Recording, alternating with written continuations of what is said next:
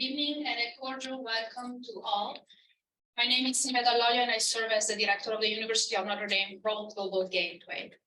It is a pleasure and an honor for us to host University of Notre Dame Provost, Professor John McGreevy, for a lecture and a discussion of his recent book, Catholicism, Global History from the French Revolution, Pope Francis. I'm also delighted to welcome our panelists tonight, Professor Elisabetta Corsi and Professor James Rome. It seems particularly significant to have this conversation take place in Rome, and we're indebted to the Cultural Center for the Study of American Catholicism for convening. So our gratitude goes to Director, Professor Kathleen Sprouse-Cummings, and to Senior Fellow, Professor Luca Codegnola for the long-standing collaboration and friendship. Without any further ado, it is my pleasure to welcome Professor Kathleen Cummings for her introductory remarks. Thank you.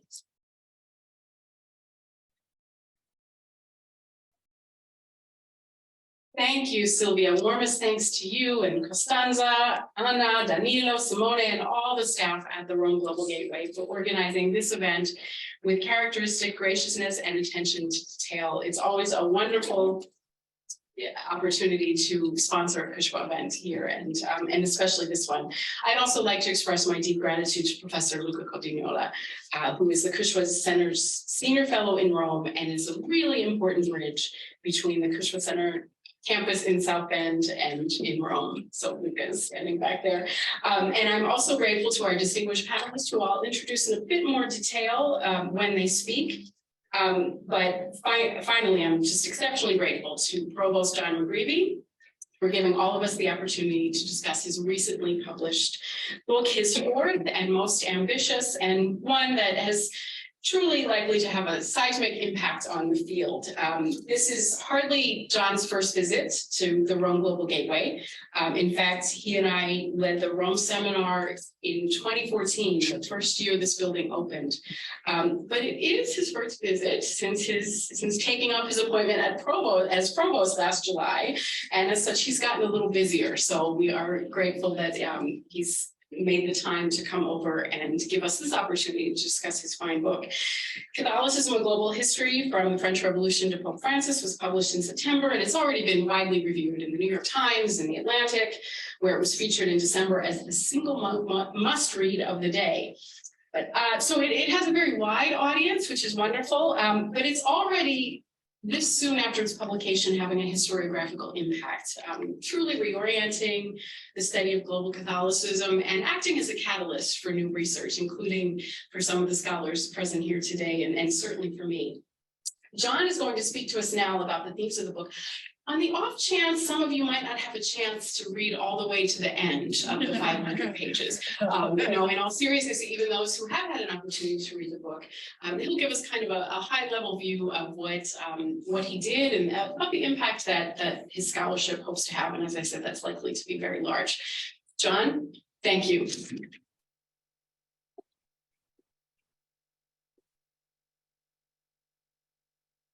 First, thank you. Thank you to my daughter, Margaret, who is here and who, along with her three siblings, put up with long writing hours during what turned out to be my pandemic project. Thanks to my wife, Jean, who not only put up with long hours, but as a librarian and archivist helped me track down obscure sources, and she's here too. Thank you to Elisabetta Corsi, distinguished scholar of China, who I'm pleased to have just met. Thank you to Father Jim Brummer, S.J., who greeted me many years ago on an early visit to Rome. He has studied global Catholicism, including studying German Catholic migrants to Wisconsin as a graduate student, I'm proud to say, at Notre Dame. Equally important, he has for many years been an important global Catholic actor as an influential leader within the Jesuit Curia and now at the Gregorian University. Thank you to Kathy Cummings, my friend and colleague these many years and herself a gifted academic leader.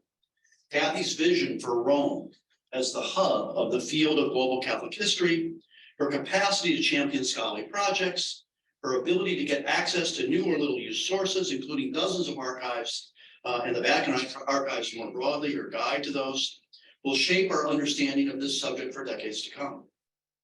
Thank you to Luca Codegnola and Matteo Sanfilippo, old friends from Genoa and Viterbo, who introduced me in some ways to the scholarship of Catholicism in Rome. Thank you to Silvia D'Olio, the executive director of the Global Gateway here in Rome, whose leadership on students and facilities and academic programs has put all of us in her debt. Along with her colleagues, many of whom are here or online, Notre Dame leaders in Rome, past and present, she has made this building a shining example of how Notre Dame can expand its reach for the betterment of the university, but also the world. I also want to directly thank all of my colleagues working at Notre Dame Center in Rome for the great work that you do for the university. Many of you have guided us through the pandemic. All of you are central to our aspirations. I will not remind you that your presence or absence at today's event will be duly noted on your annual report. So why this book? Why now? First, take a long look. Sunday is Father's Day, Festa di San Giuseppe in Italy. Christmas is only 8 months away. Your shopping for either event is now concluded. I wrote the book for 2 reasons. The first is to make an argument. A better understanding of Catholicism enhances our grasp of the modern world. No institution is as multicultural or multilingual. Few touch as many people. The Chinese Communist Party, the European Union, Central Intelligence Agency, and the International Monetary Fund possess global influence. But only the Catholic Church includes extended networks of people and institutions in Warsaw, Nairobi, and Mexico City, as well as the most remote sections of the Amazon. Only Catholicism counts 1.2 billion baptized members, a majority of whom, by the way, are people of color living in the global South. Only a pope, as Francis did when visiting Manila in 2015, can attract 6 million people, perhaps the largest crowd in human history, to attend Mass in a driving rainstorm. Historians now recognize this, and the recent burst of superb scholarship on modern Catholicism is what makes this book possible. James Chappell on modern Catholicism in Germany and France, Albert Wu on German and Chinese Catholics, Liz Foster on African Catholics finding their voice in the era of decolonization and while living in Paris. Henrietta Harrison on a Chinese Catholic village over 2 centuries. Notre Dame's Sarah Shortall on French Jesuits and the Nouvelle Théologie. Florian Michel on French Catholic exiles. Piotr Koshicki on Polish Catholic intellectuals. Notre Dame's own Kathy Cummings on canonization. Notre Dame's own Luca Codignola on 18th and 19th century Italy and beyond. I could go on. Placing these books and articles in conversation makes visible similarities blurred when studying a single person, country, town, parish, or diocese. The biggest change in history writing in my lifetime has been the loosening of the clamps of the nation state. Nation states matter for the study of modern Catholicism, as I try to suggest in the book, but people, devotions, and ideas also crossed national borders with surprising ease. The book is not comprehensive. Princeton's David Bell, in an analysis of recent global histories, worries that their scope renders them incapable of assessing causation or sustaining a reader's interest. Chastened, I've made this study as much of a story as my narrative skills allow, sacrificing coverage for individuals and themes. Specialists will regret what is missing, and rightly so. Now, just as the first Christians in Corinth differed from the first Christians in Ephesus, no 2 contemporary Catholic communities are identical. Still, the patterns of Catholic globalism in the modern era, woven by migrants, missionaries, intellectuals, and diplomats, are unusually dense.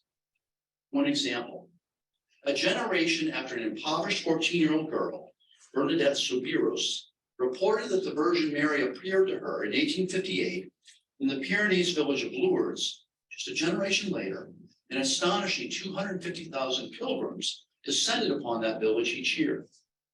The same pilgrims carried small bottles of the healing waters of Lourdes back to their home countries for distribution and sale. Nurses placed Lourdes medals underneath the pillows of their patients. A journalist and Bengali convert to Catholicism told his readers that miraculous healings at Lourdes constituted infallible proof of God. Lourdes grottos appeared in almost every major city by 1900 of Europe and North America, and Pius XI had one constructed in the Vatican Gardens a couple miles away from here. In Paris, priests installed the first Our Lady of Lourdes shrine soon after the apparition in the 1860s. 5 years later, clergy from Paris were installing a Lourdes shrine in China, in Shanghai. Brazilian bishops purchased accounts of the Lourdes apparition while visiting Portugal and built Lourdes grottos upon their return. Vietnamese Catholics brought in to serve as soldiers in France during World War I, toured Lourdes soon after their arrival. They begged to tour it. Notre Dame, I say to the students from Notre Dame who are here, Notre Dame's own Lourdes grotto, envisioned by its founder, Father Sorin, who visited Lourdes after almost every one of his 20 voyages back to France from Indiana, lies less than a 2-minute walk from my office.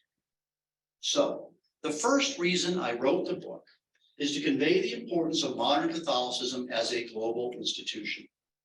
The long sweep of the 19th century Catholic revival, the building of a vast protective milieu of parishes, schools, and associations, the political crisis of the 1930s, World War II, decolonization, the Second Vatican Council, the end of the Cold War, and the sexual abuse crisis, these are the main episodes of the book. The first section of the book begins in France in 1789. It does so because if you could have stopped time in 1788, not 1789, but 1788, you could have stopped time then, the future of Catholicism would have seemed to be a series of loosely allied national churches, closely tied to monarchs and princes.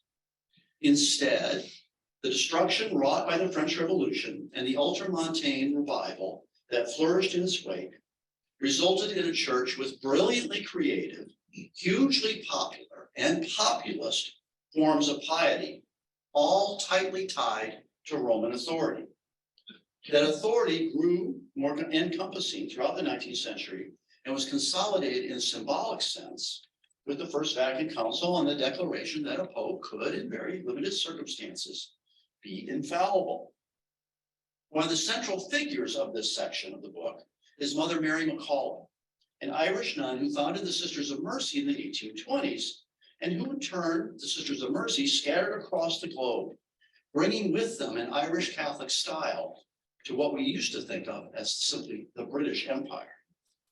Another of the main characters is Father Servando Mier, a Mexican priest whose vision of a Reformed Catholicism linked to a nationalist state, drawn from French Catholic supporters of the French Revolution, like Henri Grégoire, that vision, Mier's vision, collapsed after the chaos of the 1840s. The section of the book moves from 1870 to 1962.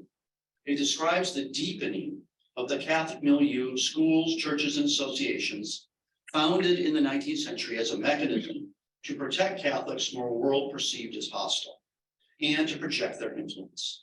Catholic schools then, and I will add, especially now, educated tens of millions of students, and many public education systems, as in Italy, rested on some forms of Catholic influence.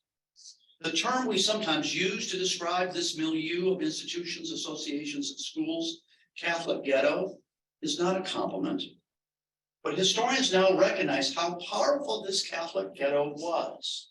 Never total, but always powerful in shaping views on politics, the family, and much else. During this era, too, tens of thousands of missionaries, priests, nuns, and lay people scattered around the world, bringing with them architectural drawings for neo-Gothic churches, Latin textbooks, and statues of the Sacred Heart. They saw these items as Catholic, not European, and this devotional culture and style quickly became a kind of Catholic grammar. Catholic ghettos, it turned out, could exist in Uganda as well as the Netherlands. The second section also traces a discontent that was becoming more evident by the 1950s. A powerful discontent with a church whose teachings on Christian witness in public life had not prevented many Catholics from endorsing authoritarian governments in the 1930s. A key character in this section is Edith Stein, the German Jewish philosopher and convert, whose pleas to Pius XI for a condemnation of the early Nazi movement went unanswered and who died in Auschwitz. This section also sketches discontent among African and Indonesian and Vietnamese Catholics who developed a common critique of what they came to see as Catholic colonialism. Here I spent some attention on the life of Leopold Senghor, a Catholic raised in Senegal who moved to Paris as a scholarship student and began to articulate the need for what he called a decolonized, more enculturated church.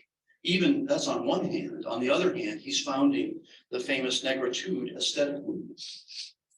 This section also traces the hopes of millions of Catholics trapped in communist regimes, atheist communist regimes, including the young Karol Wojtyła in Krakow, Poland.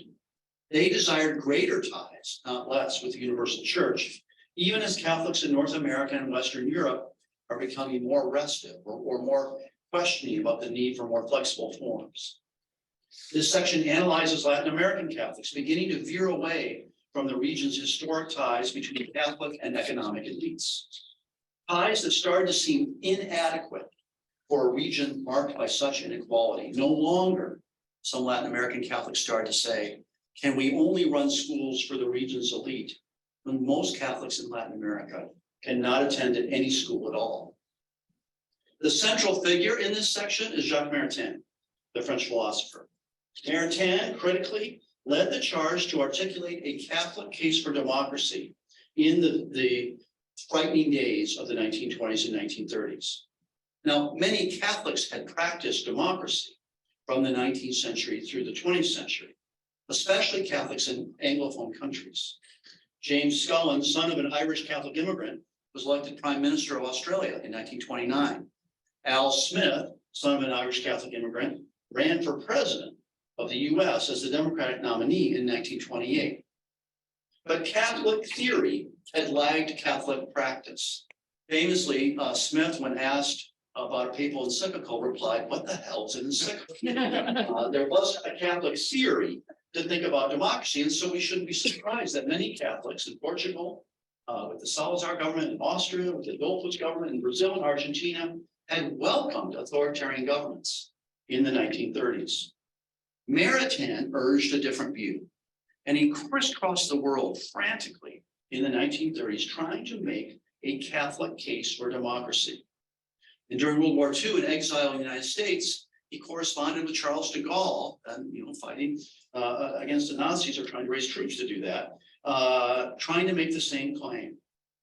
After the war, Maritain's Catholic case for democracy inspired Christian democratic parties in Germany, Italy, Argentina, Chile, and even further afield in Uganda and Indonesia and Senegal.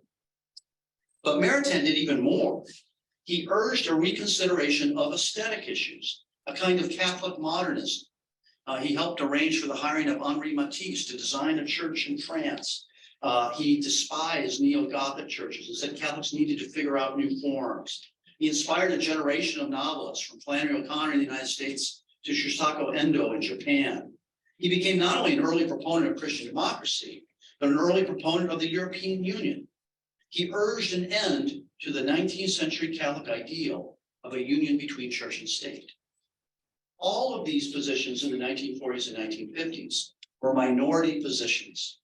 Maritain, in fact, like other reformers, was always often condemned by Vatican officials for his heterodox views on church and state as late as 1958, just before Pius XII's death.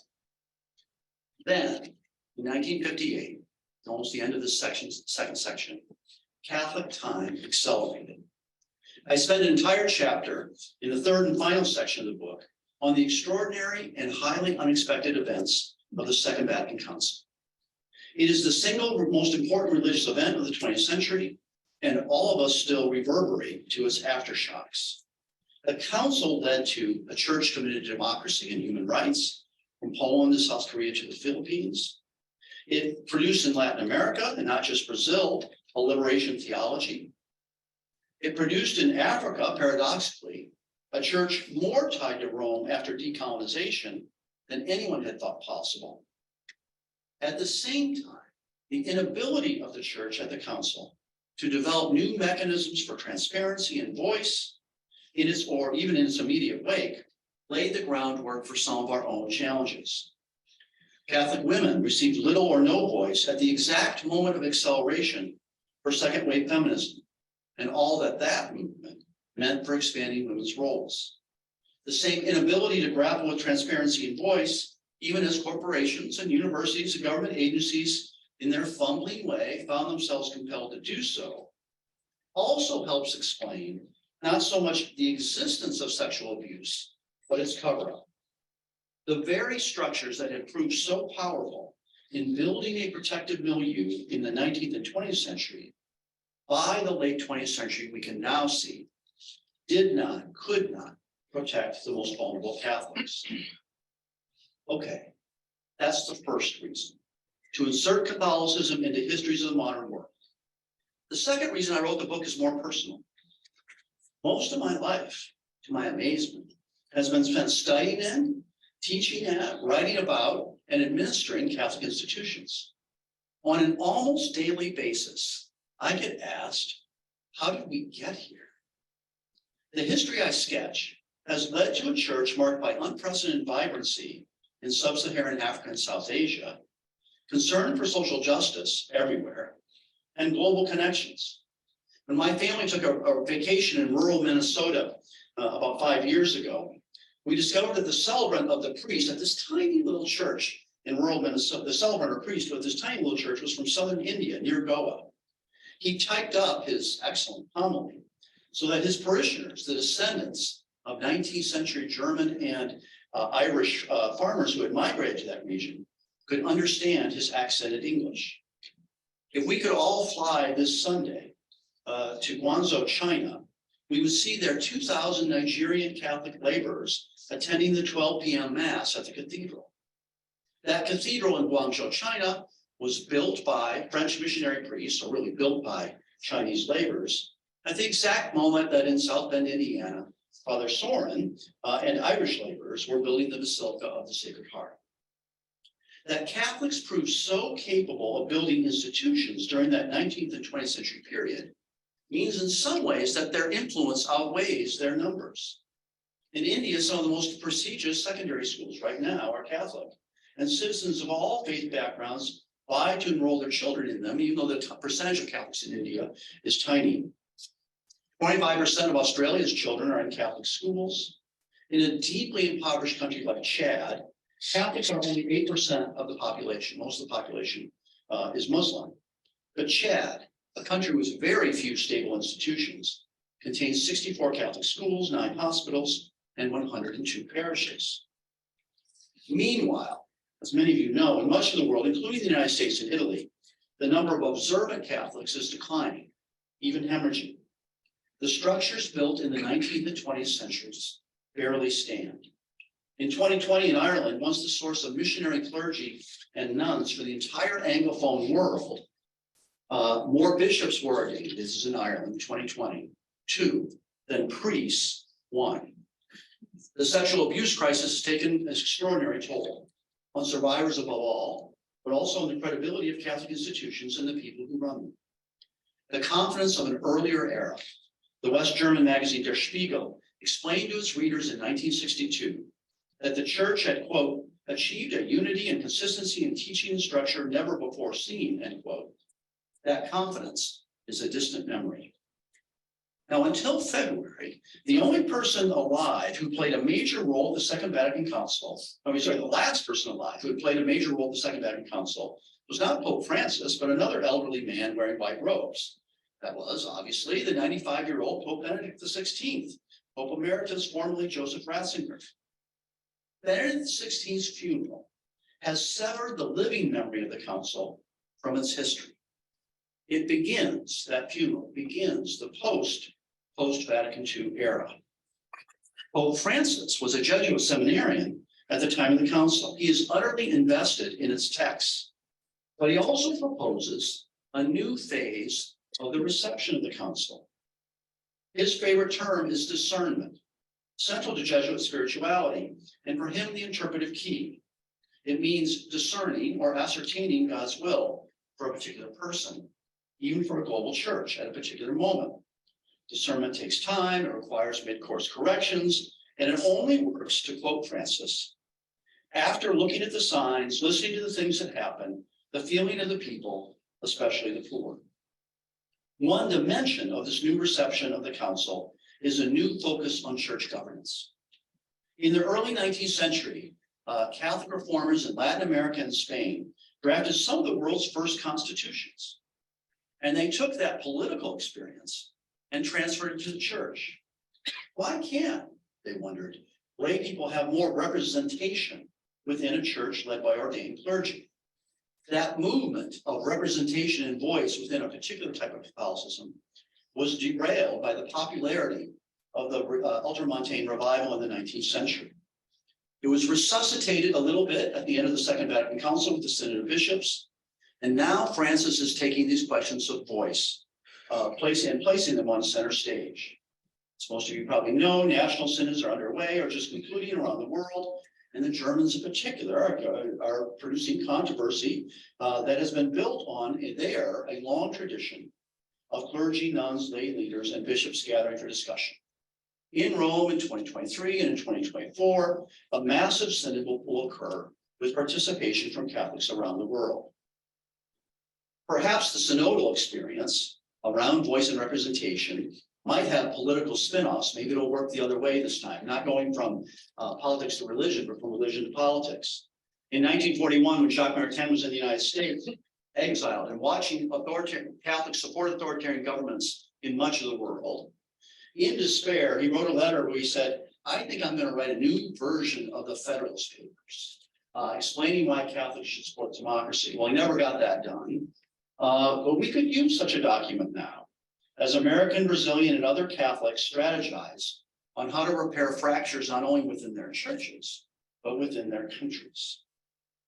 I should add finally, for my colleagues, that this mixture of Catholic vibrancy and Catholic turmoil has consequences for the work we do together at Notre Dame. Notre Dame hopes to be the leading global Catholic research university, on par with, but distinct from, Duke, Yale, the University of Chicago, and other universities of that type. This possibility means that Notre Dame has an opportunity, maybe a responsibility, to confront the challenges we all now face. Pope Francis frequently says that we do not live in an era of change, but a change of era. Not an era of change, but a change of era. Something fundamental is occurring in our politics as partisan alignments shift and as doubts about the legitimacy of elections and democracy take root in ways not seen since the 19th century. Something fundamental is obviously occurring with our climate. And something fundamental seems to be occurring within Catholicism as well, as the center of gravity shifts to the global south. 1/6 of the world's Catholics now live in sub-Saharan Africa. 20 million Catholics are in India. More Catholics will attend Mass this Sunday in Nigeria than in Spain and France combined. Catholicism as an institution, as a global institution, will be reimagined in the 21st century, much as it was after the French Revolution, and much as it was, courageously, I think, at the Second Vatican Council. We just don't know how. We are going to learn. We don't know how. Notre Dame, maybe the people in this room, will play a role in that reimagining. And if my book provides a savvy baseline as the process unfolds, it will have served its purpose. Thank you.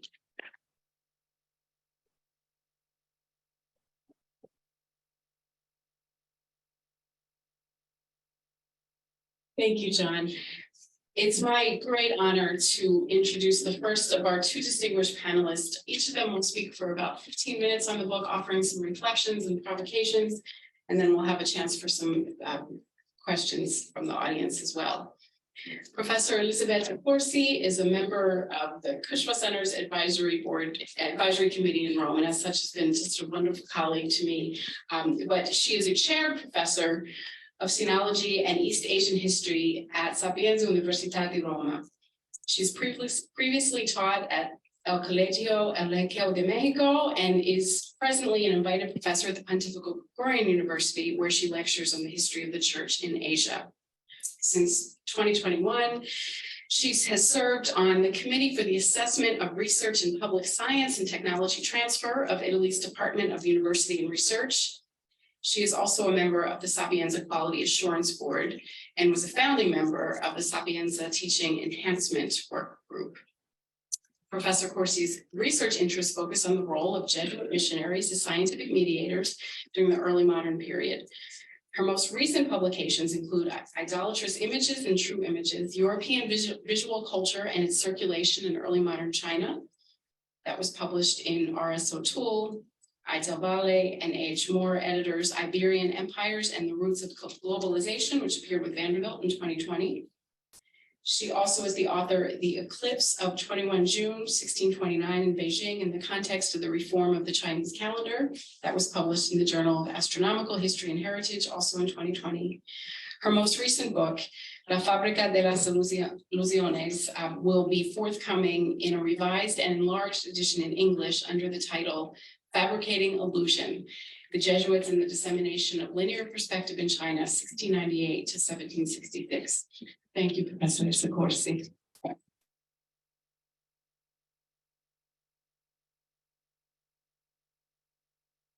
Thank you very much. It is a pleasure and a privilege to be here and to have this opportunity to speak about this remarkable book. When the reader puts the book down at the end, there is a sense of achievement in the knowledge that nothing has been left out or unaccounted for. No stories untold, no characters undescribed. Indeed, every aspect of this global history of Catholicism, from the French Revolution to Pope Francis, has been carefully and scholarly covered by the author, Provost John McGreevy. We are privileged to have with us today. The author's writing skills shine through in every line. The book reads almost like a novel, yet it is a compelling historical account packed with scholarly references of the pivotal role played by Catholicism in shaping the modern world. I have too little time to go into all the key points that are spread over nearly 500 pages of the book. I will therefore confine myself to summarizing the content of the three parts that make it up, and to highlighting a few aspects. The selection is inevitably incomplete and partial. The book is divided into three parts, and the chapters are arranged chronologically. The first part, in 4 chapters, deals with the French Revolution and Revival from 1789 to 1870. 2 figures stand out. Abbé Henry Edgeworth, the Irish confessor of King Louis XVI, and Abbé Henry, the first one was Henry, I'm sorry. The second one is the French, Henri Grégoire, who, as McGreevy points out, embodied 2 irreconcilable visions of the French Revolution, and I quote, "the most disruptive event in the history of Catholicism until the Second Vatican Council in 1960. End quote. For Abbé Edgeworth, the French Revolution was the absolute evil. For Abbé Grégoire, it was the full realization of the Gospels.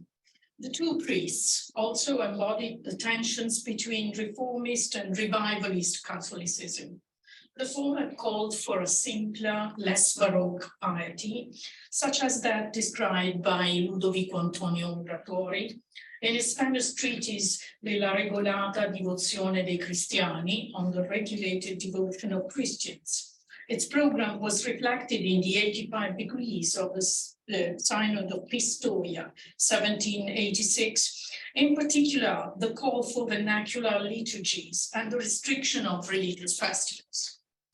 Revival evoked the restoration of papal authority, since only the Pope, as monarch of the Church, should be entitled to appoint bishops and preside over the councils rather than deriving authority from them. This process, defined by the author as ultramontane revival, characterized Catholicism from the early 19th century until the 60s. It appealed in particular to ordinary men and women by promoting or reviving a number of devotional practices and paraliturgies, such as the 40 hours, the Rosary, the 9-day novenas to Mary, and above all, the devotion of the Sacred Heart, which was particularly dear to the French Jesuits. Ultramontanism was further linked to popular religiosity by the Vatican approval of the visions of the Virgin Mary at Lourdes in 1858. Mary's alleged statement, "I'm the Immaculate Conception," appeared as a divine confirmation of the theological dogma proclaimed ex cathedra by Pope Pius IX in 1854. The revival reached its climax with the First Vatican Council, convened in 1869, the first since the Council of Trent in the 16th century, with papal infallibility at its core. For the first time in the history of 20 ecumenical councils, not a single monarch or head of state had been invited, in order to underline the Church's independence from lay power. In fact, the very independence of the papacy depended on French troops, since Italy had been unified in 1860 without including the Papal States. At the Liberal Catholic Congress of 1863, Camillo Benso of Cavour, the new Italian Prime Minister, called for a free church in a free state. But the Pope stubbornly refused to recognize the legitimacy of civil government. The Syllabus of Errors, a document issued on the 8th of December, 1864, the feast of the Immaculate Conception, clearly reflected the Pope's view. Divided into 10 sections and 80 propositions, the syllabus dealt with pantheism and naturalism, absolute and moderate rationalism, indifferentism, socialism, communism, secret societies, biblical societies, civil society, and in particular civil marriage, natural and Christian ethics, Christian marriage, the sovereignty of the Pope over the Papal States, and liberalism. McGreevy describes the circumstances in which the syllabus was first conceived, the first draft being entrusted to a Juan Dono Cortés, a liberal who had converted to Catholicism. A line of continuity can be drawn between the syllabus and the statement issued by the Inquisition in 1907, which denounced 65 alleged modernist claims. To reinforce the statement, the Holy Office imposed an anti-modernist oath to be sworn by all clergy, especially confessors, preachers, superiors, and professors in theological seminaries and pontifical universities. The disputes between Catholics and nationalists, most of which took place in Italy between 1870 and 1962, are dealt with in the second part of the book.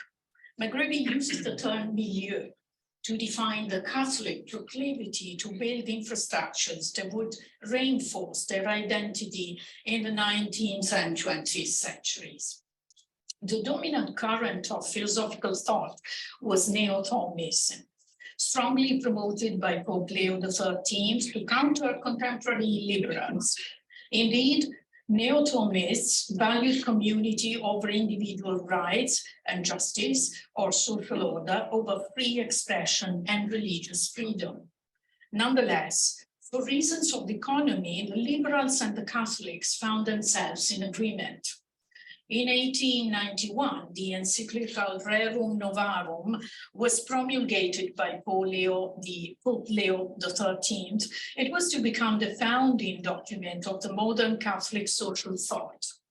McGreevy nicely reconstructs the intellectual and spiritual background of the encyclical. Migrants and missionaries are key figures in a context of growing economy inequality. German and Irish Catholic migrations of the 1840s, 1850s helped spread ultramontanism around the globe. Catholic migrations from Polish-speaking areas, Spain and Italy were also significant. The missionary spirit was revived, especially under the auspices of the imperial powers.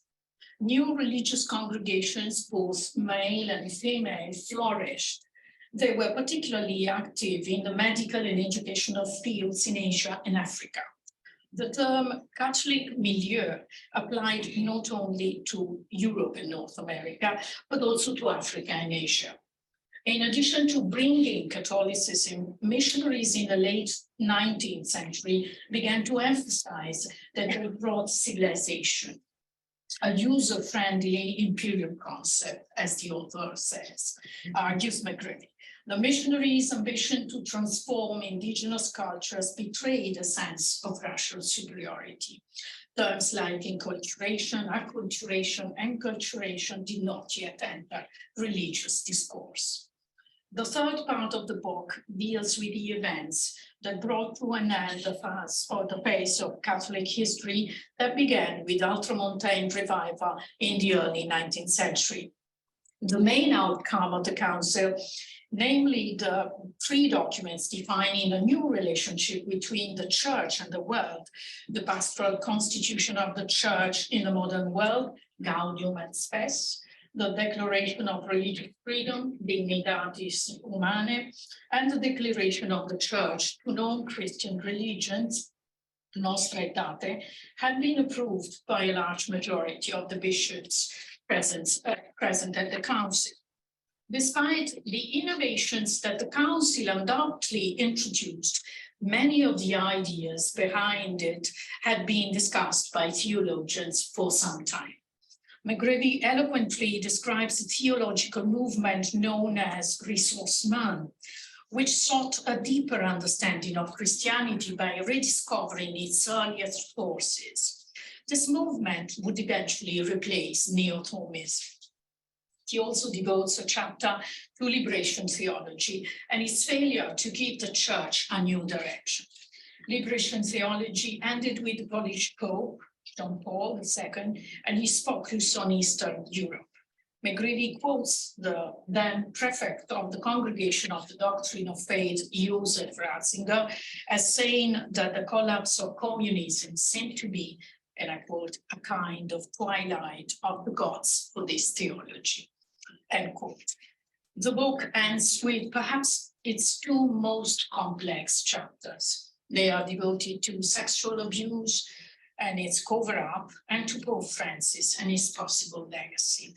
As one distinguished reviewer, Professor David Thompson, noted, the controversies the church had faced, human sexuality, abortion, birth control, clerical celibacy, clerical sexual abuse, are all carefully documented by the author to demonstrate continuity with the legacy of ultramontane conservatism, of which the recently converted populations of the global south are the most fervent defenders. I quote, "The history of the church," the reviewer concludes, "is not solely a story of social progress, as some writers have suggested," end quote. One might then wonder, is Catholicism condemned to drifting away from the modern world, unable to respond to the people's needs, to deal with their fragility and despair? Look at the world we live in today, ravaged by wars, the suppression of women's rights in Islamic countries, the massacre of dissidents, poverty, inflation, the energy and environmental crisis. In its almost apocalyptic context, Christianity takes on a whole new urgency, and energies long dormant in the opulence of the Western world are being reactivated so that everyone can play their part. Catholics can and must play a part. For a long time, Catholicism has been in league with authoritarian or at best conservative regimes. Even today, certain politicians, far from being observant, instrumentalize devotion, and so while holding the rosary with one hand, they signed laws rejecting migrants with the other. Recently, however, Catholicism seems to have acquired strength that I do not hesitate to call subversive. In fact, one of the main Italian newspapers ran a headline on Sunday, "Francis, the Revolutionary," to celebrate the 10th anniversary of his pontificate. He may not really be a revolutionary, but as McGreevy points out, Pope Francis' rejection of neoliberalism puts him in line with reform currents. But there is more. After the shipwreck off the coast of Calabria 2 weeks ago, when 79 bodies, including some children, were laid out in coffins, the local population improvised a procession led by a cross made of 2 planks taken from the remains of a raft washed ashore by the sea. It was not only an act of piety, but also political protest, a protest against the government's refusal to take action to save these people's lives. Commenting on this tragic episode, the theologian Vito Mancuso recalled the famous priest and educator, Don Lorenzo Milani, who had borrowed the motto of progressive young Americans, I care, to describe the essence of his teaching, me ne importa, mi sta cuore. It is the opposite of the fascist motto, me ne frego, I don't care, Milani used to say. It is because we care that we should all read this book and use it to reflect on what it means to be a Catholic today.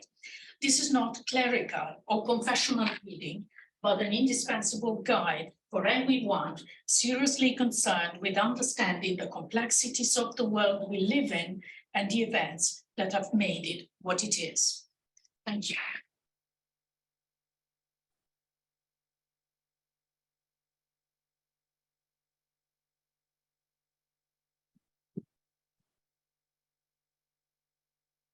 Thank you, Professor Corsi.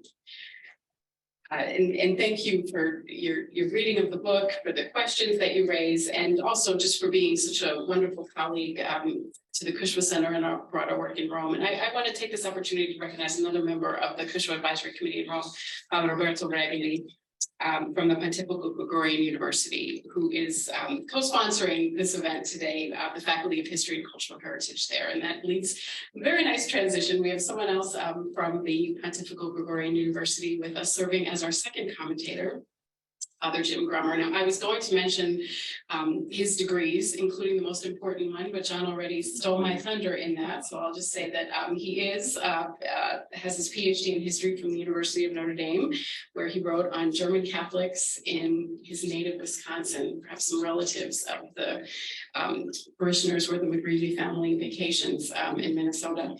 Father Grummer taught history at Creighton University from 1989 to 1995, where he also served as rector and minister of the Jesuit community. And since then, he's been in leadership of the Society of Jesus. He became first the chief of staff for the provincial, and then the provincial of the Wisconsin province, which consisted of a 7-state region, including Nebraska, Minnesota, Iowa, Wyoming, Wisconsin, and North and South Dakota. He held that post until 2005, when he was appointed as the regional assistant for the United States under the Superior General of the Society of Jesus. And since 2017, Father Grummer has been superior of the Jesuit community of the Gregoriana, and also director of the Center for Ignatian Spirituality. So we're exceptionally grateful for you to speak to us today about this book, and it's just great to have you back at Notre Dame in this sense. Please.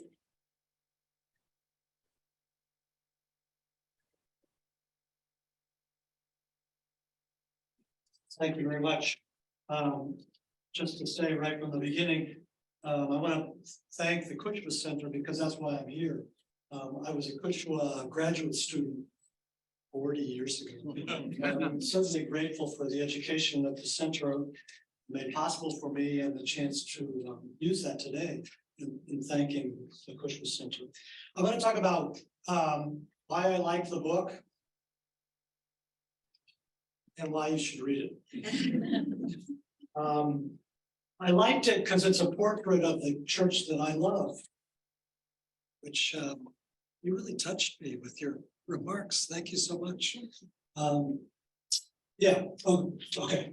Get professional now. So yeah, that's what I'm going to do. So John has presented Catholic history in the best tradition of what it means to be Catholic. He's talked about It's a universal story, it's a particular story, it's an inclusive story, and it's full of human contradictions. So let me start by just referring to the universality of what he's written by quoting from a wonderful poem by Robert Frost, from The Death of the Hired Man. Home is the place where, when you have to go there, they have to take you in. And that's what the Catholic Church is. Certainly for me and for people like John and his family, it's home. It's our home, and we don't deserve that home. It's been given to us. But it's a place that's very special. And what John has done, I think, in this book is talk about the story of our Catholic home as humanity's home, so that it's not just about Catholics, but it's about a place that's given to all humanity, and especially for the people who have nowhere else to go. And that's where the point of the Church of the Global South becomes very important. You can see why the church was so important for immigrants and for the spread of global Catholicism during the 19th century, and why it's so important now in the developing world, because it's the church for the poor, for people who have no place else to go. So that it's a universal story. It's a particular story. One of my favorite quotations is by Walker Percy, a U.S. novelist who wrote a wonderful novel in 1971, Love in the Ruins, The Adventures of a Bad Catholic at a Time Near the End, which is actually quite prescient for the times in which we live today. In the book, Percy writes, "One proof of the divine origin of the Catholic Church is that I found myself in the same church as Lawrence Welk, Danny Thomas, and all those Irishmen, and did not feel the least peculiar." Now, John doesn't go into a lot of details about cradle Catholics born of Volga Germans in North Dakota, or a Lebanese Catholic born in Toledo, Toledo, Ohio, or a WASP, white Anglo-Saxon Protestant convert to Catholicism from Alabama. But he does dwell on the way in which particular Catholics experience particular details of Catholicism in every continent. Doesn't leave out any continent. I'll talk about that a little bit in a minute. The book is inclusive. Another facet of the best and most important dimension of Catholicism. When I was doing my research for my dissertation about Milwaukee Catholics, I came across a wonderful quotation by William George Bruce, the founder of an important Catholic publication house in 19th century, early 20th century Milwaukee. It was a 4th of July celebration, and he was describing the difference between Catholics and Protestants. And he was a good Catholic boy, so he talked about the Protestants believe that when a child is born, it's born with all kinds of choices that it can make. And then over the course of time, it chooses what institutions it's going to be part of. Whereas Catholics are born into a family. They're born into an institution. They're part of an institution from the very beginning, over which they have no choice. They're included automatically. This book is a story of how people are included all over the world. And there's lots of contradictions and inconsistencies in this book, because it's about human beings. And who could be more contradictory and inconsistent than we are? You may have heard the story about well, I guess they were in Dublin, and they were at a pub. They were getting to know each other, and they had gotten to the point of being pretty serious about each other. So they wanted to know all kinds of things about each other. So Tricia turns to Paddy and asks him if he's a Catholic or a Protestant. To which Patty replies, well, I'm an atheist. And Tricia says, I get that, but are you a Catholic atheist or a Protestant atheist? I think we can all identify with that fact that we're not always consistent, and this book really helps us see the history of our inconsistencies. John has written his history as a good story. That's the second point I want to underline. It's a good story. It's a good read. Dr. Corsi mentioned it's almost like a novel, because it is a good story. There's light and dark, and there's all kinds of good details. Those two priests who were on different sides of the French Revolution, Mbangek Akwa, a catechist from the Cameroon, who ends up in Germany. Josephine Bakita, who's become a saint because she was sold into slavery, ended up as a possession of an Italian family that brought her back here to Italy. And then when they wanted to take her back to Sudan, she decided, no, I want to be here. And the Italian legal system sided with her that she was not property. The great story of Catherine Macaulay, and the founder of the Sisters of Mercy, and a great theme of all history, the contribution that women religious have made, from my knowledge, especially in the United States, but throughout the world. Barbara Ward, an economist and an ecologist before the concept was imagined. Mahjong Bo and Vincent Lebbe, who fought against the racist colonialism of many Catholics that some of my colleagues from China continue to tell me about today. It's a good story, and it has some dark moments. But John has negotiated those dark moments really well. Margaret O'Callaghan is professor of the Institute of Irish Studies at Queen's University in Belfast, and she recently reminded a panel discussing Ireland after partition of a tendency that we all have, quote, to project everything negative onto something called De Valera's Ireland. We imagine we were all innocent, pure people, and two people, Eamon de Valera and possibly Archbishop McQuaid, corrupted our innocence. We love to demonize people, and we like to proclaim our innocence. But I think this recent movie, Talking Women, based on a novel with the same title, is something really important for us to keep in mind. And I think that John's book does really well. People don't get demonized, but instead the responsibility is pointed out that all of us have for the world that we're given. There's a great quote from the novel. Most of us absolve ourselves of responsibility for change by sentimentalizing our pasts. And in the movie, one of the characters says, not only the men and boys have been excellent students in normalizing violence and oppression of other people. John presents the good, the bad, and the ugly, the people we're happy to claim as our own, and also those we wish belonged to some other organization, but they're ours. We have to claim them, claim their heritage, because we're heirs of what others did or failed to do, so that we can build a different world. So make the world kind of the way John described what Notre Dame could be, what we could be, to make the world different. Finally, let me talk about the Academy and the next generation of scholars that John's book, I think, treats very well. He stayed on task throughout the book. He stayed with those points that he mentioned.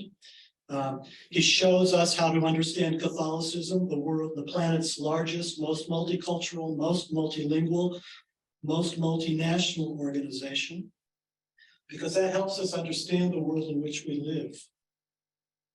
And he does a really wonderful job of explaining how change happened in the last 225 years, so that Catholicism's home base has changed radically from Europe to Sub-Saharan Africa and India and Southeast Asia.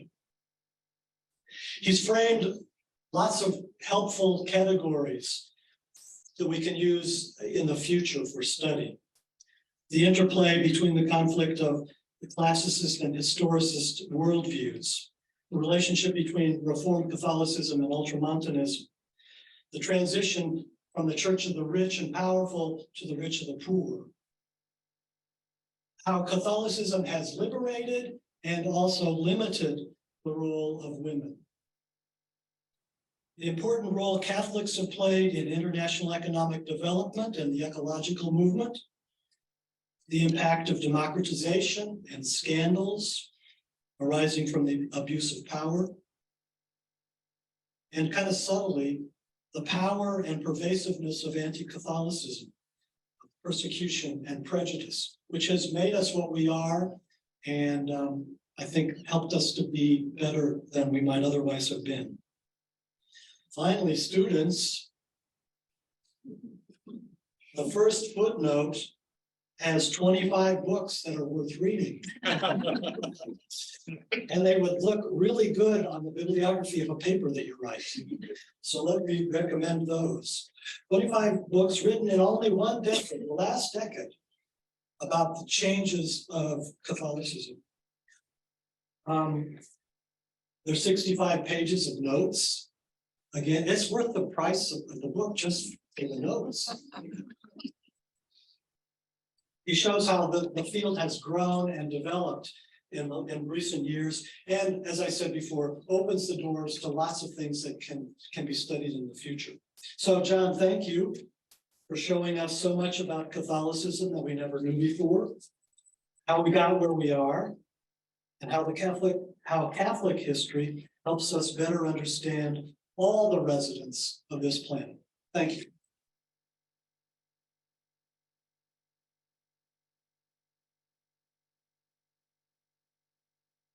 John, I'll invite you up to the podium to give just perhaps a brief response and respond to some questions, but I just wanted to say that I invited Father Grummer and Professor Corsi because I knew they'd be evocative and erudite and that they would complement each other very well, and they certainly did that, but I'm beginning to suspect they may be on the Provost office payroll.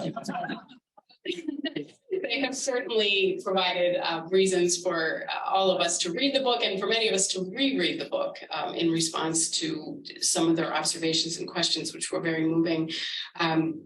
And also students, I just want to be clear that there are 2 copies in the library here of the RGG. So you actually don't have, in case you don't want to buy them for your fathers for Father's Day, they're available here. I also want to note that we have a robust online community too. This is a hybrid event, so I'll be monitoring some of the questions that come in from that. But thank you. Thanks to both of you, Father Grummer and Professor Corsi, for honoring John's book that way. So John, I'll turn it over to you and then we'll have some questions. We'll get right to the questions, and I'll try and address 2 comments, and I hope a provocative way to get the question and answer period going. First, Professor Corsi, and by the way, thank you to both of you for your overly generous comments.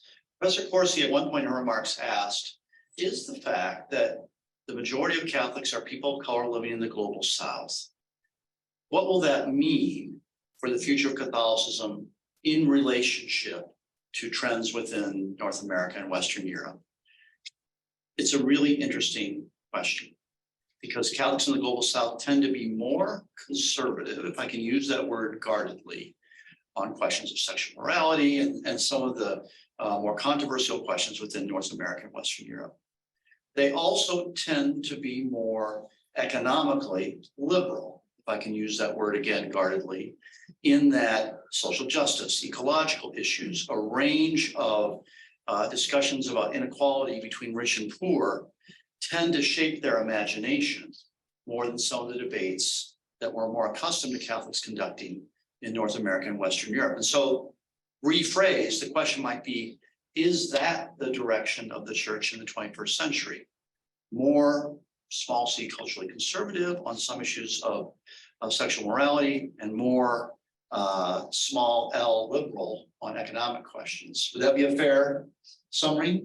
Not really. Okay, she's not giving me, but It's a super interesting question, and obviously we don't know the answer, and historians are very poor forecasters.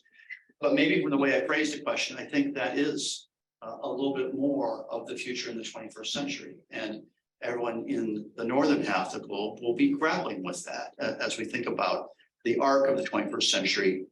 But it's also true that we don't know.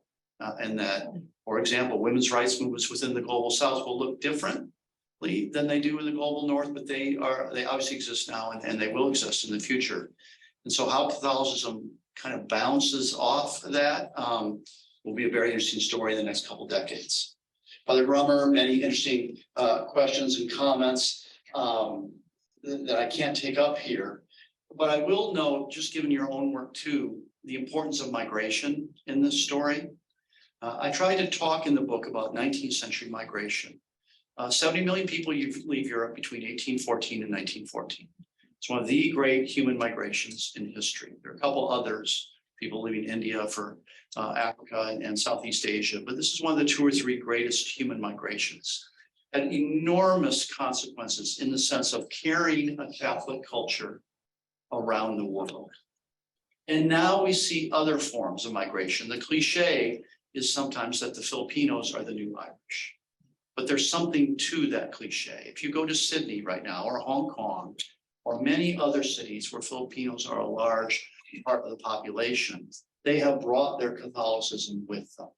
And it dominates some local parish life, it's shaping seminaries, it's shaping the Catholic culture of those countries. And I think that's something we will see more of in the 21st century too.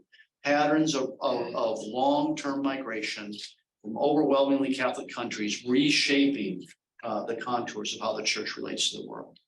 Okay, happy to take questions from the group and organize a more general discussion. The floor is now open for questions. Yes. Thank you very much. This is Frank Rocca from the Wall Street Journal. No, a topical question, but a topical question, but I think it touches on a number of the themes. You mentioned the German synodal path that just concluded. And I was talking recently with a European bishop, not from Germany, who was very concerned about that, but not for the reasons of questions of sexual morality or women's ordination or priestly celibacy or any of those things, the hot button issues, but because of this, exactly because of the question of lay people involved in governance. And he said they have forgotten their own history, which was striking a dramatic note. But I wondered, is there that kind of ironic possibility in the sort of bringing more and more lay people into governance? Does history suggest that there's also a risk of compromising the church's independence and subordination to the secular authorities and so forth? Yeah. Thank you.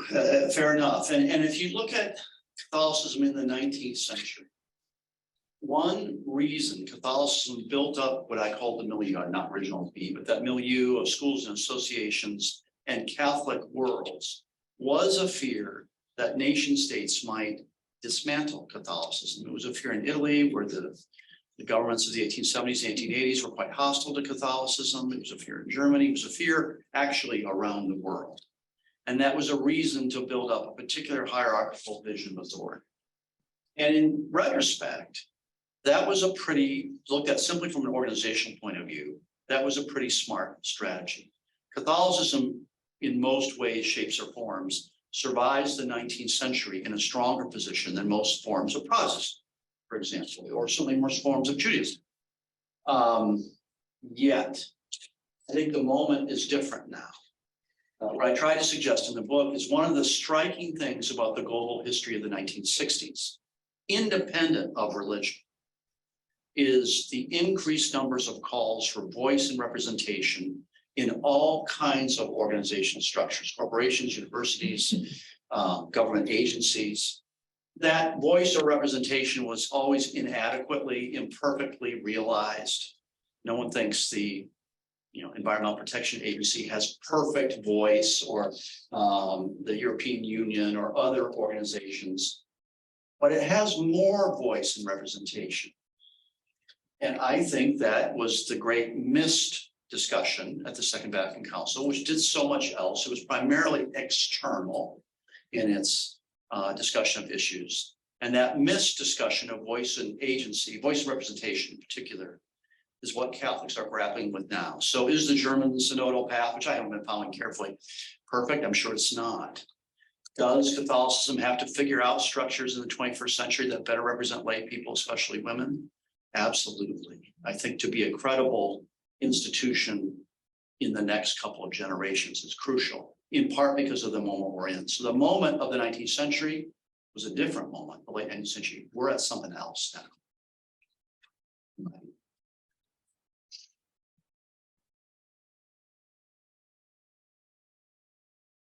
My colleague Margaret Deserve, I had a question about sort of center and periphery.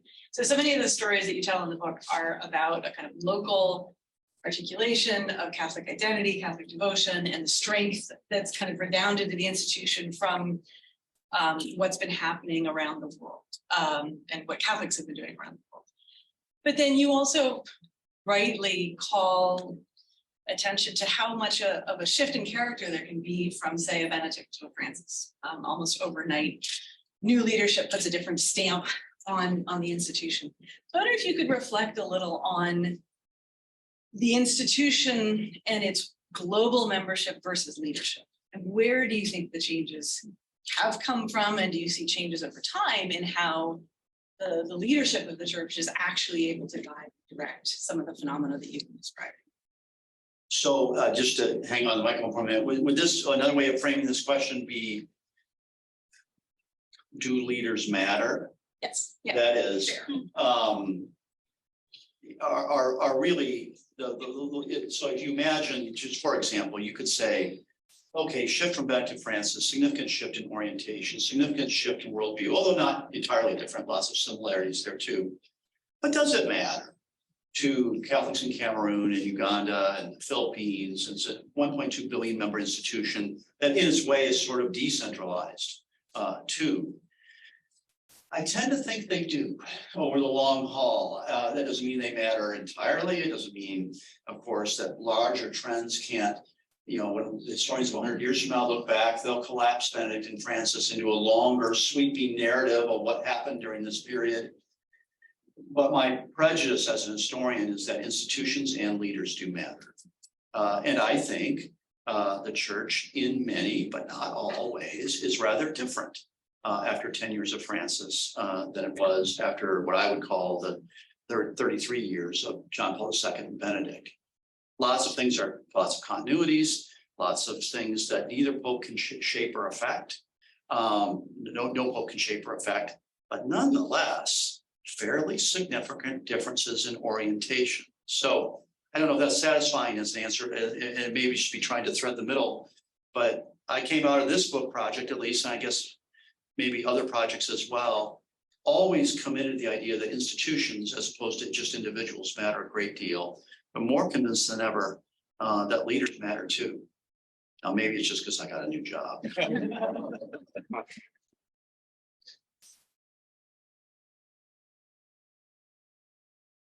So I'm Mary Grace. I'm a student here at Notre Dame. Right. So my question is, if institutions and leaders matter, and the Global South is quickly becoming the home of many Catholics worldwide, how can we get Catholics in the Global South into leadership positions in the church? How can we include those voices, not only in Rome and in the Vatican, but make them a source of leadership for Catholics worldwide? First of all, thank you for a great question.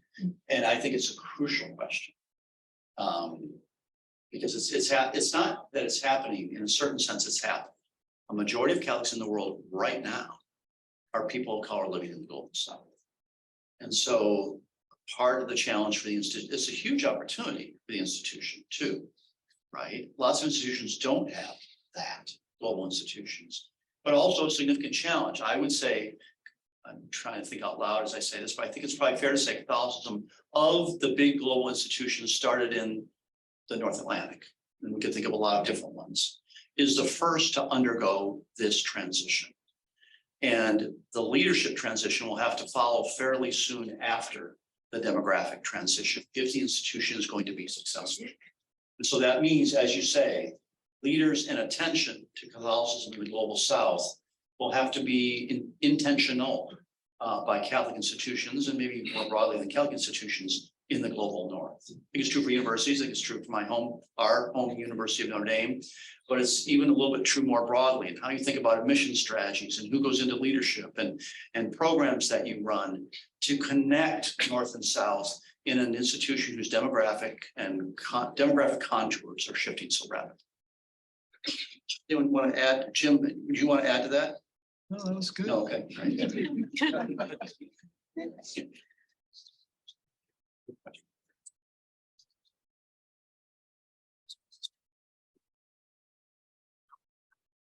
Thank you. Thank you, Provost. I'm also a student here. I'm curious. Well, what's your name? I'm Collie. I'm here with Professor Meserve's class.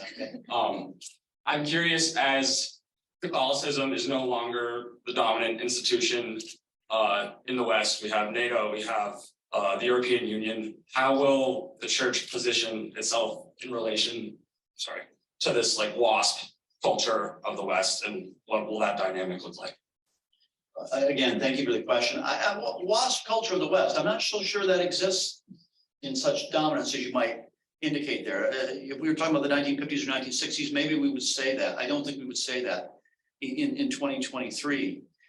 How Catholicism positions itself in relationship to other important institutions in the North Atlantic. Catholicism in most of the North Atlantic is a shrinking enterprise. That doesn't mean it will be an irrelevant enterprise. It's still a very big enterprise within the context of North Atlantic, and that's a really interesting challenge. My hesitation there is historians really are less good at forecasting than they are at looking at the past. So I don't quite know how that'll happen, but you've identified a very significant problem.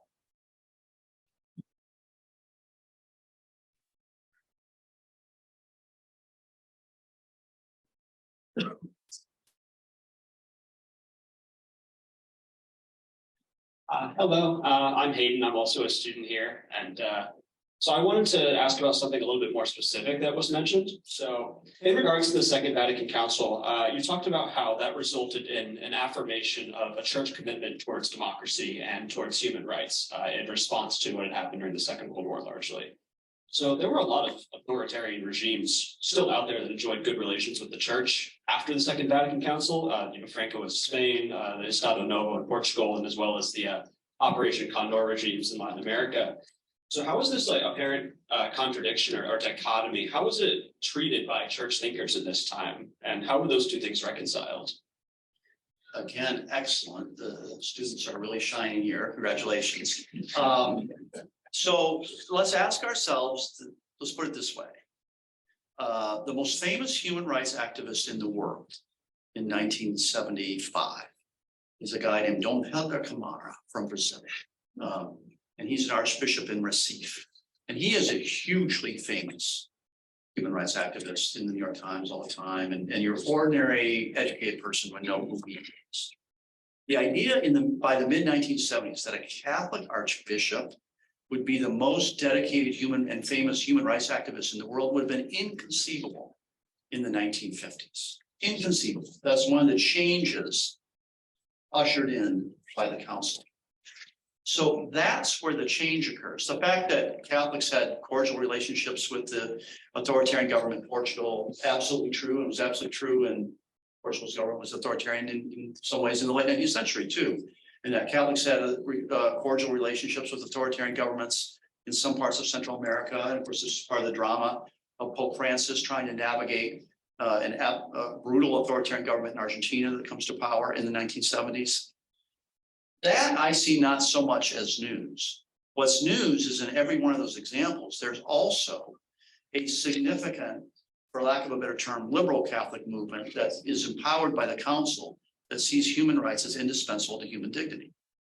That didn't exist in the 1950s, and it's everywhere by the 1970s.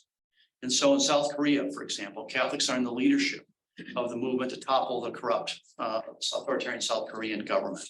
In the Philippines, overwhelmingly Catholic country, admittedly, but the church as an institution is the leader in the effort to get Marcos out of power, and then the complicated sequence that occurs after that.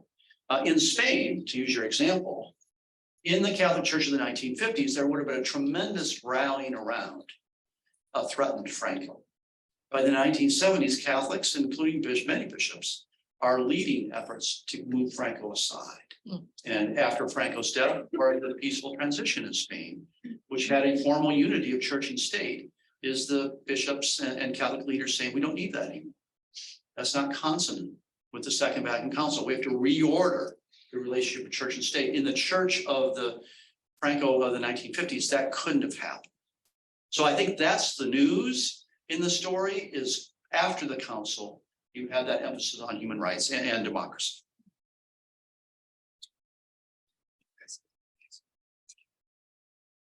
Thank you. So my name is Brother William Dolci from the Dominican Historical Institute. Congratulations to your book. I am a scholar of the early modern period, and so I finish at the point when you start. I will read the book for sure.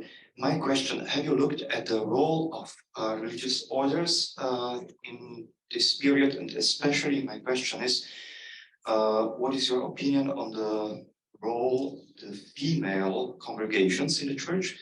So when you look at the flourishing congregations in the 19th century, and then a kind of decline during the 20th century, the role in in society, so the presence of female religious life in the society. So could you tell us what you think about this? So I'll be very brief, and then I want Kathy to jump in on that, because Kathy is one of the world's leading experts on this topic. In the 19th century, women's religious orders explode within Catholicism in terms of number, vibrancy, number of members, vibrancy, the number of religious orders itself. It's an astonishing phenomenon. I don't think we have great explanations for that, but we know that it happened. And they are the backbone of that milieu that I talked about. In other words, staffing the schools, a lot of the associations, the core of lots of things that go on in Catholic parish life. And by the end of the 19th century, they significantly outnumber priests, whereas in 1800, priests significantly outnumbered nuns. And that carries through the mid-20th century. These women religious in religious orders, not only is it kind of the backbone of the institutional milieu in the Catholicism, they are the a place for women to exercise leadership in a religious and secular world that offers them relatively few opportunities for leadership. Then there's the council, and then there's the late 60s, and the more general empowerment of women, if I can put it that way, in the 60s and 70s that we often associate with second wave feminism. By that point, women have more leadership opportunities outside the church than inside. And that's a significant shift. The decline in women's religious orders, and simply in terms of numbers, is astonishing. A place like Quebec, which has a very rapid secularization in the early 1970s, at least one study I saw, I quoted in the book, says the number of new entrants into women's religious orders between, I think, 1975 and 1965 fell 98%. An almost immediate collapse. And so that's the story in the developed world. Or in the global north, in the global south, it is a quite different story. Again, more vibrancy. I'd love to hear what Kathy says. Well, that's hardly fair. So I'm moderating this suddenly, and I will just give a very brief response, and then we'll have time for one more question before it's time to move to the reception. I think what John said is absolutely true.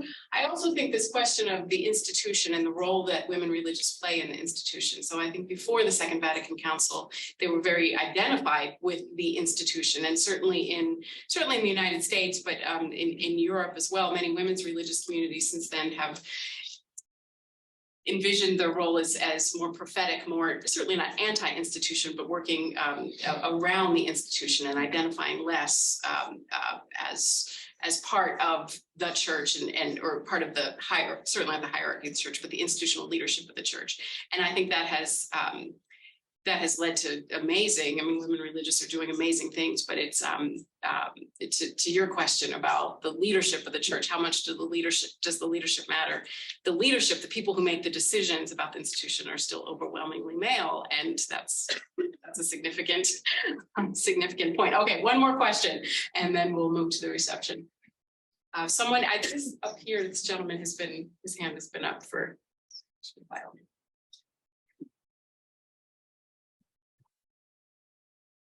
Thank you, and thank you very much for your presentation. Since I'm a professor here at the School of Architecture, I want to ask you something specifically about our profession and also the mission of the School of Architecture that is also teaching construction of churches. Why not?